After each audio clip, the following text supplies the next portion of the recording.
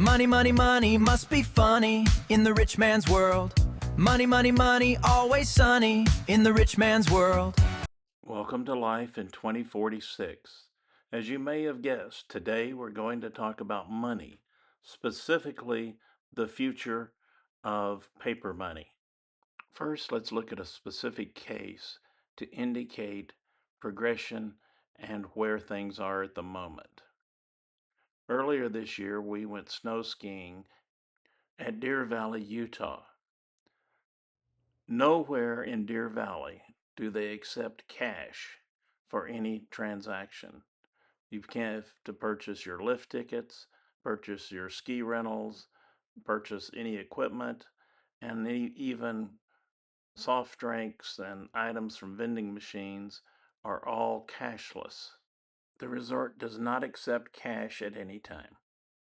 And several years ago, when I was teaching at the University of Texas, I noticed that vending machines took cash, but almost all of them were now taking credit cards. On average, I probably hit a Starbucks at least once a day. And it's very noticeable when people come in and try to pay in cash, frequently the cashiers are somewhat befuddled with the concept of making change to execute the transaction. What's going on here? Haven't these people heard of credit card transaction fees? The answer is yes, they have. They know about the credit card transaction fees, but they also know that there is a cost to processing cash as well.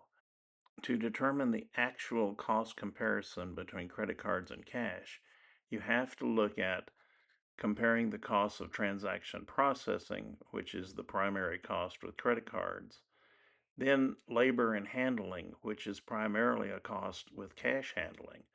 Theft and fraud is mostly a cash cost.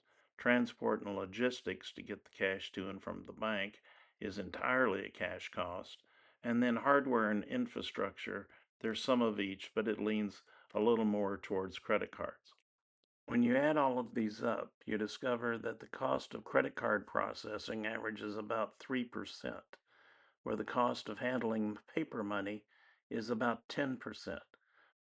So there's a substantial cost savings as well as just the problems and logistics with handling paper money. And then you look at insurance and to be sure that you are covered for any losses that may occur should people break in or attempt to rob you. Besides the merchants, the other organization with a big interest in the switch away from cash is the government. Their interest is twofold. First of all, cash is of course untraceable, which makes it the preferred medium for the shadow economy, tax evasion, under the table wages, illegal markets of all sorts. Governments favor digital transactions because every swipe creates an auditable trail and makes it infinitely harder to hide away income or launder money. With the modern technologies, the abilities to track and gather information across many platforms will enable a much simpler approach to taxes that will create not only more easily performed taxes for the taxpayers, but also a less costly tax system for the government, and perhaps most importantly, the opportunity to make the tax system more fair for all citizens. Of course, this will eliminate many opportunities for tax fraud, but all in all, it should substantially decrease the cost of collection and of paying your taxes. Now let's focus on when these changes will take effect. It will come as a surprise to a lot of people that in 2026, about 16% of all transactions are settled with cash. Most people assume that this is a much larger number. This chart shows how between 2026 and 2046, that percentage would naturally decline to about 2% based on current trends.